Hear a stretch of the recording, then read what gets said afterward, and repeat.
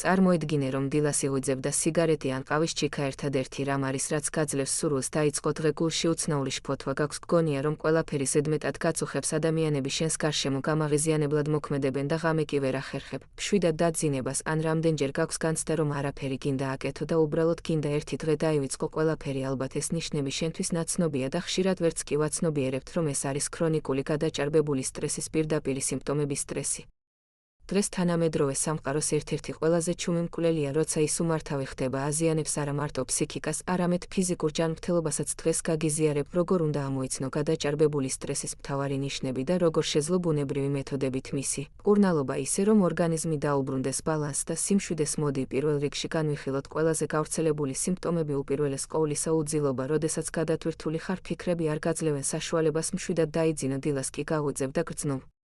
რომ დასვენებული არ ხარ, ენერგიის დეფიციტი მთელი დღის განმავლობაში თავს გრძნობ დაღლილად და მოდუნებულად, თითქოს მარტივი საქმეებიც კი დიდ ძალისხმევას მოითხოვს. მუდმივი შფოთვა, უცნობი შიშები, რომელიც ხშირად სრულიად გაუცნობიერებლად ჩნდება, ტაქიკარდია, გულის ცემის აჩქარება, ხელების ოფლიანობა, დისკომფორტი მკერდის არეში, რაც პირდაპირ სტრესული მდგომარეობის შედეგია. გაღიზიანება, მცირე დეტალებზეც კი მკვეთრი რეაქცია, ფხიზლობა, ნერვიულობა, შეგრძნება, რომ მუდმივად მზად ხარ თავდაცვაზე, ხანდახან ეს გრძნობა ვლინდება კუნთების დაჭიმულობით, მხრებში, კისერში ან ზურგში, საჭმლის მონელების პრობლემები, ხშირი მუცლის შებერილობა, ტკივილები ან მადის ცვლილება, როგორც გადაჭარბებული შიმშილის, ისე მადის დაკარგვის სახით, ხშირი თავის ტკივილები და იმუნური სისტემის დასუსტება, რაც ვლინდება ხშირი გაციების ან ვირუსული დაავადებების ფორმით. როდესაც ამ სიმპტომებიდან ორზე მეტი შენში ჭარბად ფიქსირდება, დიდი ალბათობით საქმე გვაქვს ქრონიკულ სტრესთან, რომელსაც მართვა სჭირდება. როგორ შეიძლება ბუნებრივად დავეხმაროთ საკუთარ თავს? მოდი ახლა ნაბიჯობრივად განვიხილოთ. პირველი და უმნიშვნელოვანესი, ამოიცანი სტრესის წყარო. აუცილებელია, რომ გაიგო რა იწვევს შენში ამ დაძაბულ მდგომარეობას. შესაძლოა ეს იყოს სამსახური, ურთიერთობები, ფინანსური პრობლემები, ან უბრალოდ დაგროვილი ემოციები. მეორე, გააკეთე დღიური ჩაწერე, რა დროს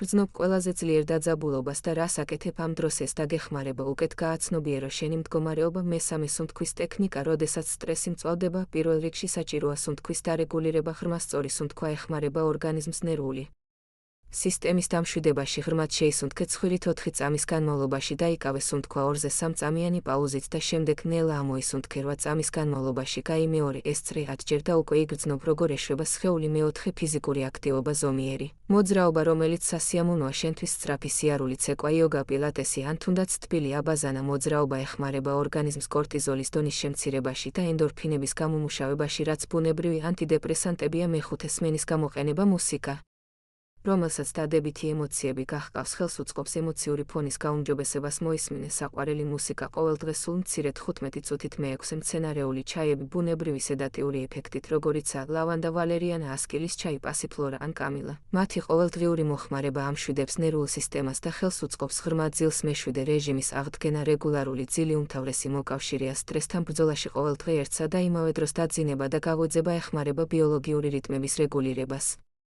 რაც თავის მხრივ ამცირებს სტრესის დონეს. მერვე, ფსიქოლოგიური განტვირთვა, პოზიტიური ფიქრების წერა დღიურის ფორმატში ან მადლიერების დღიური. ეს მეთოდი ეხმარება გონებას გადაერთოს პოზიტიურ ტალღაზე, რაც ნელ-ნელა ამცირებს შფოთვის დონეს. მეცხრე, ბუნებაში ყოფნა, სუფთა ჰაერზე დროის გატარება, დღის სინათლეზე სეირნობა ბუნებაში ამცირებს სტრესის ჰორმონების დონეს, აუმჯობესებს განწყობას და აძლიერებს ნერვულ სისტემას. მეათე, ურთიერთობები, პოზიტიური და მხარდაჭერილი კომუნიკაცია, მეგობრებთან, ახლობლებთან ხშირად გახსნა და ემოციების გაზიარება საუკეთესო თერაპიაა ქრონიკული სტრესის მართვისთვის. საბოლოოდ უნდა გახსოვდეს, რომ გადაჭარბებული სტრესი არ არის შენი სისუსტე. ეს სხეულის ბუნებრივი რეაქციაა გარემო ფაქტორებზე, მაგრამ როდესაც გააცნობიერებ ამ მდგომარეობას და დაიწყებ ბუნებრივი მეთოდების დანერგვას ყოველდღიურ ცხოვრებაში, ნელ-ნელა იგრძნობ, როგორ უბრუნდება სხეული ბალანსს, მშვიდ მდგომარეობას და ენერგიას. იყავი თანმიმდევრი, იპოვე ის მეთოდები, რაც შენთვის ყველაზე ეფექტურია და ნუ შეგეშინდება დახმარების თხოვნის საჭიროების სტრესი მართვადი პროცესია. მთავარია პირველი ნაბიჯის გადადგმა, რომელიც შეგიძლია უკვე დღეს გააკეთო.